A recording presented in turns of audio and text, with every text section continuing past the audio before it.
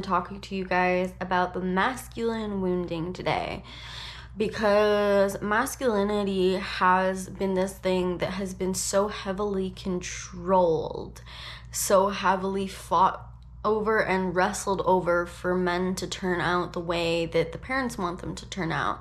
It's this thing that has been completely shut out and suffocated of any air to breathe and to be developed the way that it needs to be developed. And it is affecting men in society today. I'm Ashen Wolf. I am a completion process facilitator, parts work facilitator, hypnotherapist, extrasensory coach. In childhood, men get two polar opposite experiences. From mom, they get the experience of demasculation a lot of the time because women have been so unsafe by men in history, in their lives. Most women have experienced PTSD with men or unsafety in men at some point. And so what women unconsciously started doing with their sons is they started to demasculate them by babying them and turning them into these little boy females. Women took it into their own hands to essentially raise men, raise little boys like they were raising their female daughters. And this made it so that men were demasculated at a very early age. Now, on the contrary opinion, they were given the message from either both parents or just the dad in certain situations that they needed to be a man as a little boy. And we're talking like 5 years old, 8 years old. I remember a story of a man that I knew who, when he was a very young little boy, he got a pocket watch for Christmas or his birthday one year. And that was the first message of, now you have to be a man. You know, you're not getting toys, you're getting something that is manly, something that is going to make you step into the man that you need to be. This is not how strong men get raised either, because they are little boys at that age. A little boy needs to have his masculinity cultivated while still acknowledging that he is a little boy. So he needs to have a very slow progression of showing him what it is to be a man without expecting him to already be there, and to hold him accountable and to help him come into his independence and into his confidence, into his ability to be strong and protective and to know what he's doing, and without babying him, without treating him like a little girl. We need to treat him like a little boy. He's not quite a man, but he is going to be a man. He is a male. And so he needs his male energy cultivated, that you can slowly teach them what it is to be a man and slowly contain them in the energy of showing them what it is to be a man and teaching them how to step in their own manliness by teaching them how to be a man, by actually instructing them on how to be a man, by giving them examples on how to be a man without ever expecting him to just step into that role automatically. The result of this wounding makes it that men have low confidence because they've been demasculated, and they have a lack of knowledge on how to do things. What this wounding does in adulthood as a man is that because of that cross message that they're given, that they're demasculated and then they're also forced into being a man, their ability to know how to do stuff has been actually dampened and actually hardened. And at the same time, they're put in situations where they're expected to know things and they don't know things.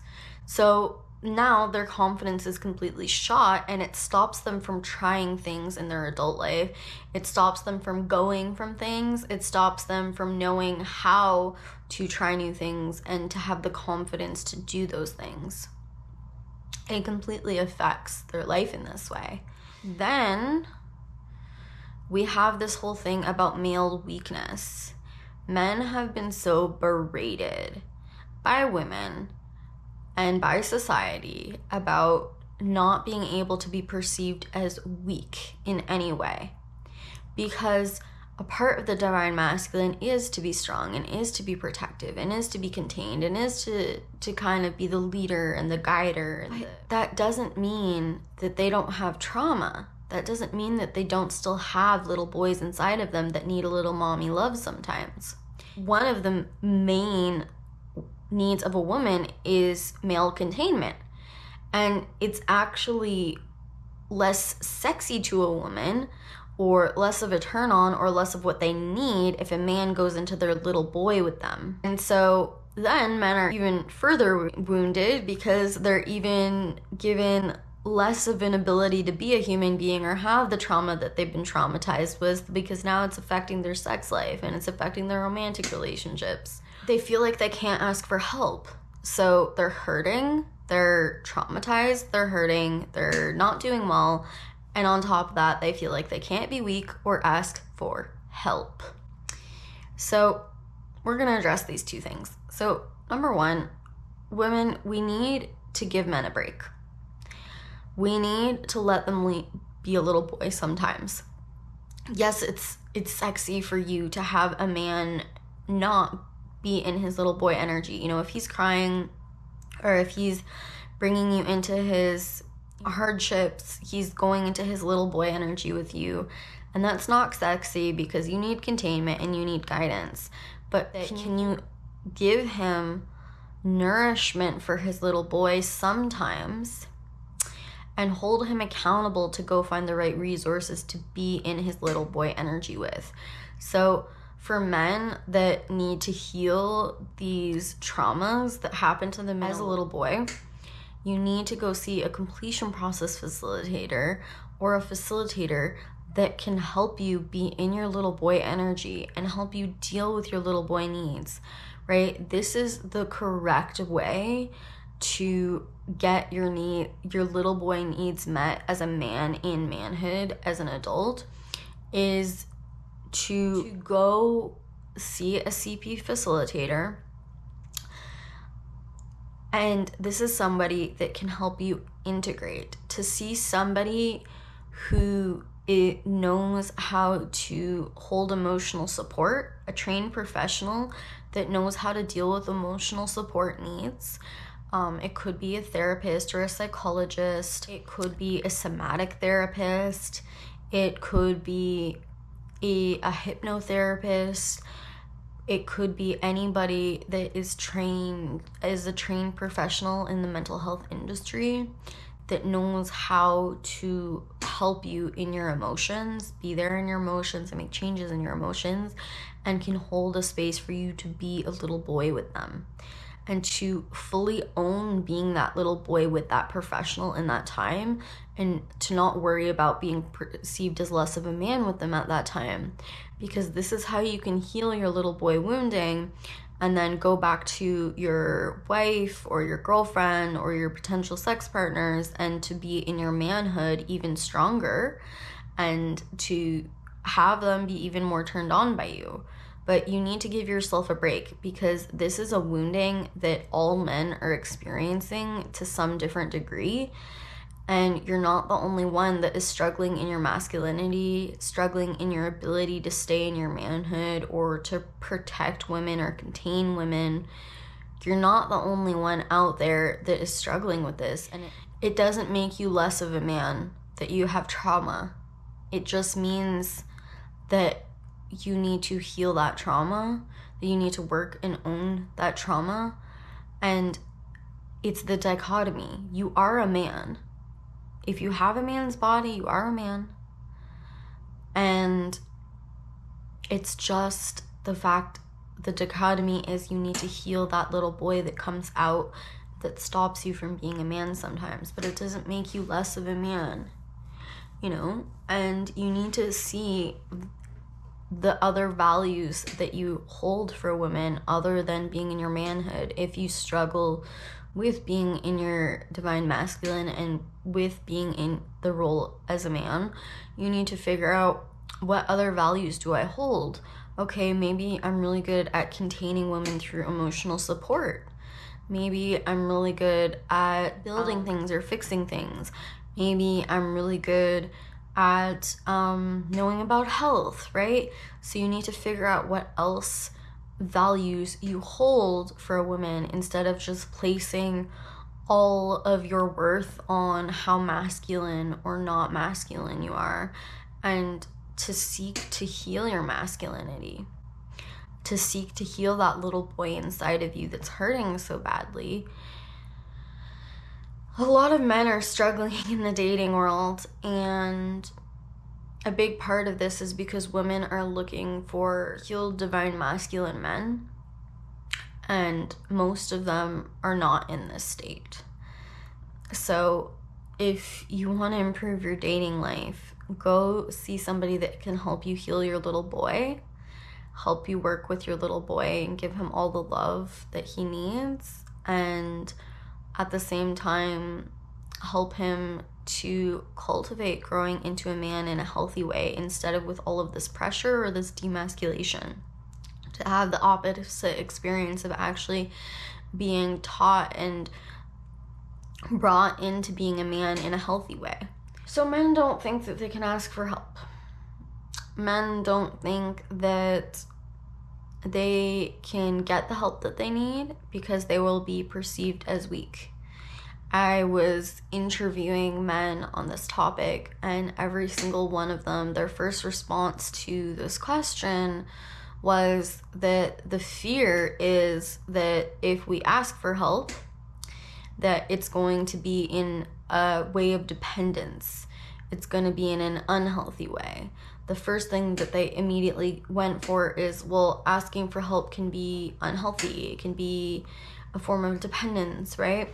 And so there's this fear there that if I ask for help, I'm not capable of doing it myself. I'm not capable of being a man and doing it myself and being independent.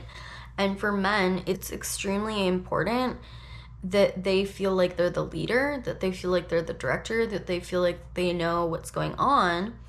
And so they're afraid to have basic human needs, right? And this is happening again because they've been demasculated, or they've been pressured into manhood in a way that their manhood is not showing up in a healthy way. And so they're struggling with every aspect of masculinity, right? Because every human being on this planet should be able to ask for help. We are a tribal species. We are a social species, and we work better together.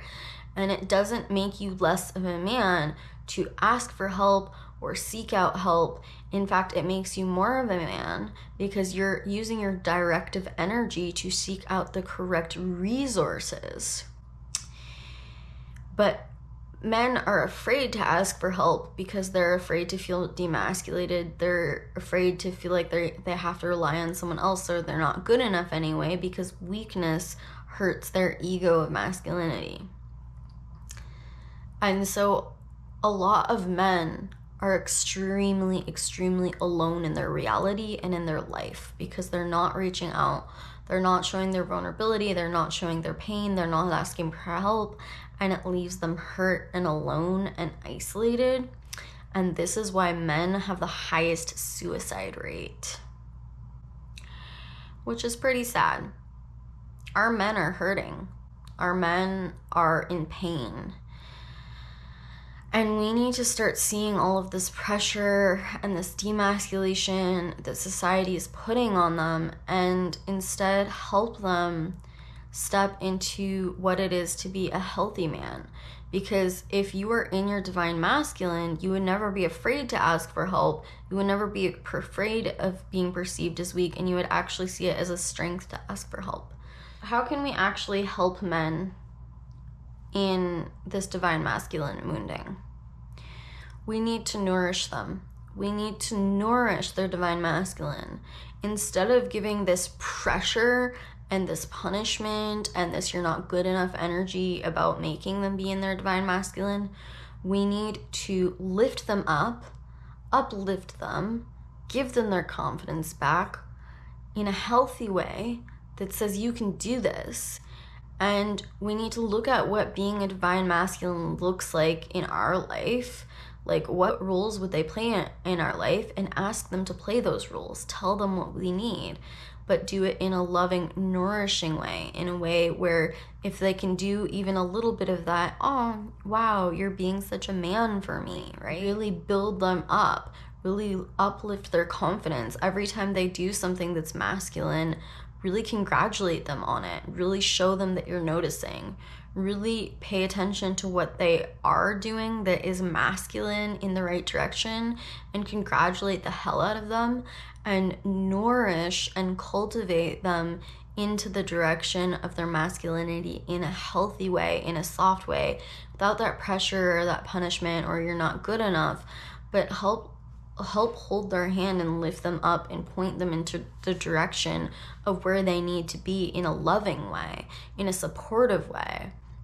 And really see the men in your life, see the pain that they're in and that they're not willing to share. They're not willing to share where they are. They're hurting, they're alone, they're isolated, they're in pain, and we need to see that. We need to see their loneliness, we need to see their pain, we need to see their suffering, we need to see their struggle with their masculinity, and we need to own the pain that they're in, the hurt that they're in, and try to be there for them and try to help them heal their wounding in a loving way, because we as a humanity need to heal. We as a humanity need to love each other.